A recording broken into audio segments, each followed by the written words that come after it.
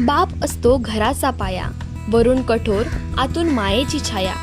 कडाडणाऱ्या उन्हात तो असतो शीतल वारा, माझ्या आयुष्यातील सुखाचा तोच खरा सहारा. आज मला एका अशा व्यक्तीबद्दल बोलायचं आहे ज्यांच्या नावाशिवाय माझे अस्तित्वच अपूर्ण आहे. ते म्हणजे माझे बाबा. माझ्यासाठी बाबा हा शब्द जगातील कोणत्याही हिऱ्या मानकापेक्षा किंवा सोन्या चांदीपेक्षा मौल्यवान आहे. लोक म्हणतात की देव सगळीकडे असू शकत नाही, म्हणून त्याने आई बनवली. पण मला असं वाटतं की त्या आईच्या आणि मुलांच्या रक्षणासाठी, त्यांच्या स्वप्नांना पंख देण्यासाठी देवाने बाबा नावाचा एक मजबूत खांबा उभा केला आहे. हो, माझे बाबा कधी कधी माझ्यावर ओरडतात, कधी चुका झाल्या की कडक शब्दात बोलतात.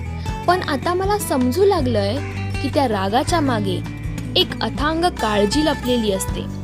समुद्रावरच्या लाटा कितीही मोठ्या असल्या तरी त्या किनाऱ्याला सुरक्षितच ठेवतात. अगदी तसेच माझे बाबा आहेत. त्यांचं ओरडणं म्हणजे मला आयुष्याच्या वाटेवर पडण्यापासून वाचवणारा एक इशारा असतो. जेव्हा जग म्हणतं हे तुला जमणार नाही, तेव्हा मागे उभे राहून तू करून दाखव, मी आहे ना, असं म्हणणारे माझे बाबा माझे सर्वात मोठे सुपर हिरो आहेत. उन्हात स्वतः राबवून मला सावली देणारं ते एक वटवृक्ष आहेत. बाबा, तुम्ही फक्त माझे वडील नाही आहात, तर तुम्ही माझे पहिले मित्र आहात. तुमच्याशी गप्पा मारताना, तुमच्या अनुभवाच्या गोष्टी ऐकताना मला जगाचं ज्ञान मिळतं. तुम्ही शिकवलेली जिद्द आणि प्रामाणिकपणा हीच माझी खरी संपत्ती आहे. लोक म्हणतात जग खूप मोठं आहे, पण माझ्यासाठी माझं जग तुमच्यापासूनच सुरू होतं आणि तुमच्यापाशीच संपतं. तुमच्या हाताचं बोट धरून चालायला शिकले.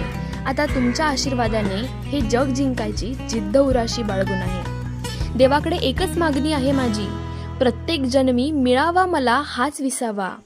माझ्या प्रत्येक श्वासावर बाबा, फक्त तुमचाच आशीर्वाद असावा.